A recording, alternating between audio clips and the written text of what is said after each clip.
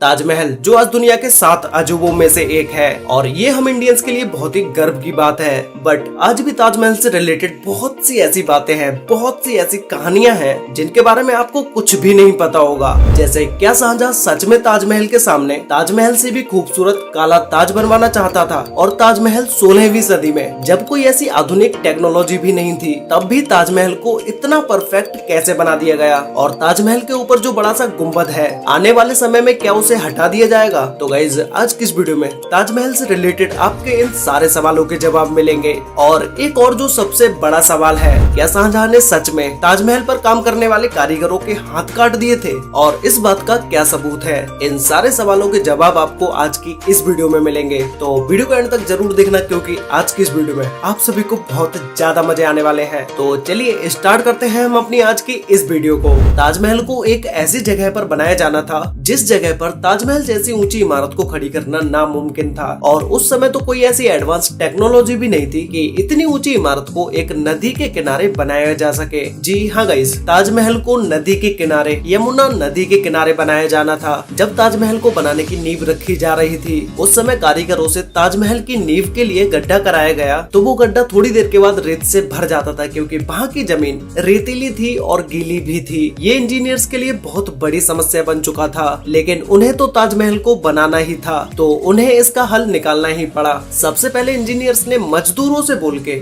ठोस जमीन तक गहरे खड्डों को खुदवाया। उसके बाद जब तक वो खड्डे भरे उससे पहले ही उन खड्डों में पत्थर, कंकड़, लोहा और गारे को डलवा दिया। इसके अलावा उन खड्डों में आबनूस और महागनी लकड़ियों को भी डलवाया गया क्योंकि ये वो लकड़ियां होती हैं जिन्हें जितना ज्यादा नमी मिलेगी वो उतना ही ज्यादा मजबूत होती चली जाएंगी। इसीलिए उन खड्डों को मजबूत करने के लिए इन लकड़ियों को भी डाला गया। और जब इतनी बड़ी इमारत की नींव स्ट्रॉन्ग होगी तो उस इमारत को कितना भी बड़ा बनाया जा सकता है। ताजमहल को बनाने की ये सबसे बड़ी प्रॉब्लम थी कि एक रेतीली जमीन पर इतनी ऊंची इमारत को कैसे बनाया जाए, लेकिन इंजीनियर्स ने इस पर भी अपना दिमाग लगा के जीत हासिल कर ली। और गाइस, आप लोगों ने जब ताजमहल को देखा होगा तो आपको लगा होगा कि ये एक ठोस पत्थर से बनी हुई इमारत है, लेकिन ऐसा नहीं है। इसे सिंपल स्टोन से ही बनाया गया है। बस उसके ऊपर से संगमरमर के पत्थर और लाल सैंड स्टोन को लगाया गया है, लेकिन ये किसी भी तरह से कम मजबूत नहीं है। लाल सैंड स्टोन के ऊपर नक्काशी का काम किया गया है, जो कि इंडिया में पत्थरों के ऊपर नक्काशी का काम 10वीं सदी से भी पहले से ही होता आ रहा है। और इंडिया में पत्थर तराशने का हुनर दुनिया में सबसे ज्यादा फेमस है। आज भी 10वीं सदी से पहले के बने पत्थर के मंदिर मौजूद हैं। ताजमहल की बारीकियों पर बहुत ज्यादा ध्यान दिया गया था।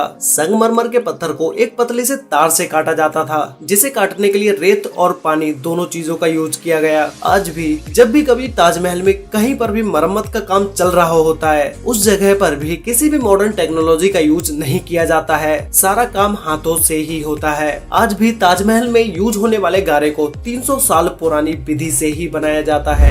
जब ताजमहल बनके कंप्लीट हुआ उस समय ताजमहल में 28 तरह के बेशकीमती पत्थरों को लगाया गया, जिसमें से जेड और क्रिस्टल को चाइना से मंगवाया गया, लैपिस लेज़ुली को अफगानिस्तान से मंगवाया गया था, टर्कोइज तिब्बत से, सफायर श्रीलंका से, जैस्पर पंजाब से और कार्लिनियन पत्थर को अरब से मंगवाया गया। आप लोगों ने ताजमहल से रिलेटेड एक कहानी सबसे ज्यादा सुनी होगी कि शाहजहां ने ताजमहल बनाने वाले कारीगरों के हाथ कटवा दिए थे। तो गाइस, ये कहानी सच नहीं है, ये सिर्फ एक अफवाह थी। लेकिन शाहजहां ने ताजमहल पर काम करने वाले कारीगरों को जिंदगी भर की पगार देकर उनसे एक करारनामा लिखवाया कि वो ताजमहल जैसी दूसरी इमारत कभी नहीं बनाएंगे। शाहजहां ने कारीगरों के हाथ नहीं कटवाए। इस बात का सबूत यह है कि जिन लोगों ने ताजमहल की कारीगरी पर काम किया था उनमें से ही कुछ लोगों ने दिल्ली के लाल किले पर भी काम किया था। अगर हाथ कटे होते तो दिल्ली के लाल किले पर वो काम कैसे कर पाते? ये इस बात का सबसे बड़ा सबूत है। शाहजहां अपने जीते जी एक और ताजमहल बनवाना चाहते थे, जो कि था काला ताज। ये काला ताज यमुना नदी के दूसरी साइड बनवाया जाना था, जो कि ताजमहल के ठीक सामने होता। काले ताज को बनाने का काम स्टार्ट हो चुका था, लेकिन शाहजहां के बेटे औरंगजेब ने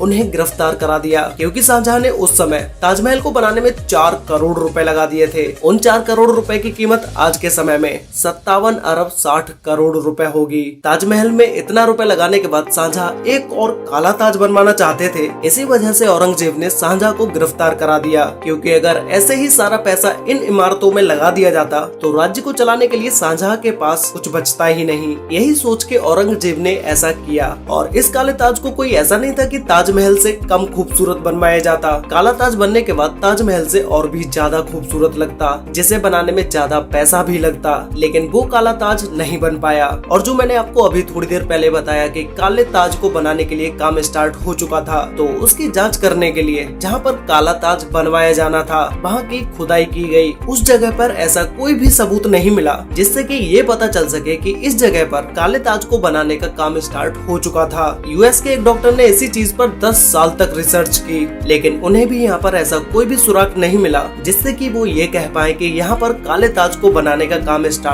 हो चुका था। सालों तक रिसर्च करने के बाद ये कहा गया कि काले ताज की कहानी सिर्फ एक झूठी कहानी थी। ऐसा कोई भी काला ताज शाहजहां को नहीं बनवाना था। लेकिन रिसर्च में ये जरूर पता चला कि जिस जगह पर काले ताज को बनाने की बात हो रही थी उस जगह पर पहले एक बहुत बड़ा बगीचा हुआ करता था। आज इस जगह को मेहताब बाग नाम से जाना जाता है। यहाँ पर गाइस मैंने आपको दोनों तरफ के पॉइंट बता दिए कि काला ताज शाहजहां बनवाने वाले थे, और जब रिसर्च की गई तो ऐसा कोई भी सबूत नहीं मिला कि इस जगह पर कोई काला ताज भी बनाया जाने वाला था। तो गाइस आप लोगों को क्या लगता है कि शाहजहां काला ताज बनवाना चाहते थे या नहीं, या फिर सिर्फ ये एक झूठी कहानी थी? ये बात मुझे नीचे कमेंट करके जरूर बताना।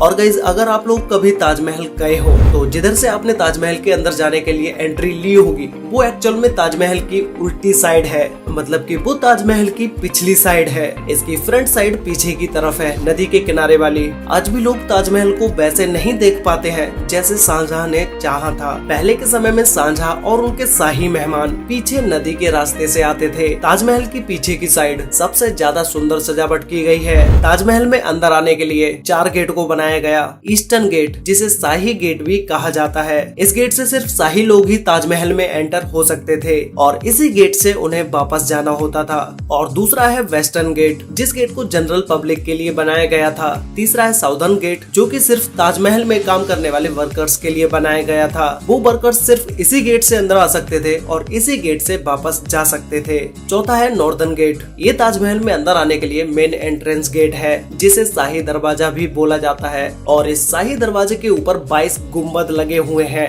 उन्हें देखने पर लगता है कि उन्हें सिर्फ एक शो के लिए ही लगाया गया है, लेकिन ऐसा नहीं है। ये 22 गुम्बद ये दर्शाते हैं कि ताजमहल को कंप्लीट होने में 22 साल लगे। जब ताजमहल को बनाना स्टार्ट किया गया उसके बाद जैसे ही 1 साल कंप्लीट हुआ, फिर इस शाही दरवाजे के ऊपर एक गुम्बद को बना दिया गया। जैसे ही दूसरा साल कंप्लीट हुआ उसी तरह से दूसरे गुम्बद को भी बना दिया गया। इसी तरह से शाही दरवाजे के ऊपर 22 गुम्बद लगे हुए हैं। ताजमहल को 1631 में बनाना स्टार्ट किया गया था और ये 1653 में बनके कंप्लीट हो गया। जब ये बनके कंप्लीट हुआ तो इस चीज को याद रखने के लिए ताजमहल तक बीच से जाने वाली सड़क के दोनों साइड 8-8 बगीचों को बनवाया गया, जिन्हें जोड़ने पर 16 होता है। और ताजमहल के सामने ही जो फव्वारे लगे हुए हैं वो टोटल 53 फव्वारे हैं, जिससे कि ये पता चल सके कि ताजमहल 1653 में कंप्लीट हुआ था। ताजमहल के ऊपर जिस कलश को लगाया गया है वो पहले प्योर गोल्ड का था, लेकिन जब ब्रिटिशर्स ने इंडिया पर राज किया तो वो इन कलश को उखाड़कर अपने साथ ले गए, जिसकी ऊंचाई 31 फीट की थी।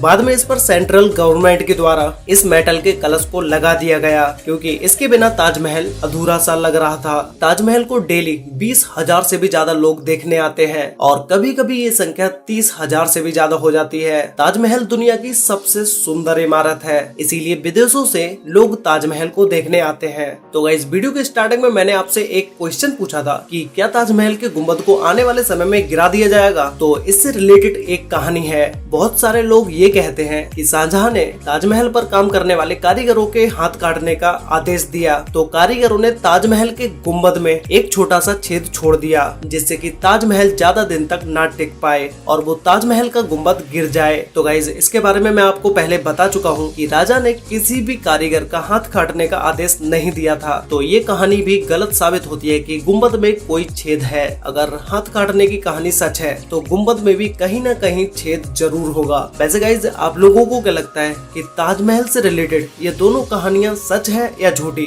मुझे नीचे कमेंट करके जरूर बताना। तो आज के लिए वीडियो में बस इतना ही। वीडियो अच्छी लगी हो तो वीडियो को लाइक कर देना, शेयर कर लेना। अपने फ्रेंड्स और फैमिली के साथ, जिससे कि उन्हें भी ताजमहल से रिलेटेड ये सारी बातें पता चल सकें। तो मिलते हैं एक और नई इंटरेस्टिंग वीडियो में, तब तक के लिए बाय।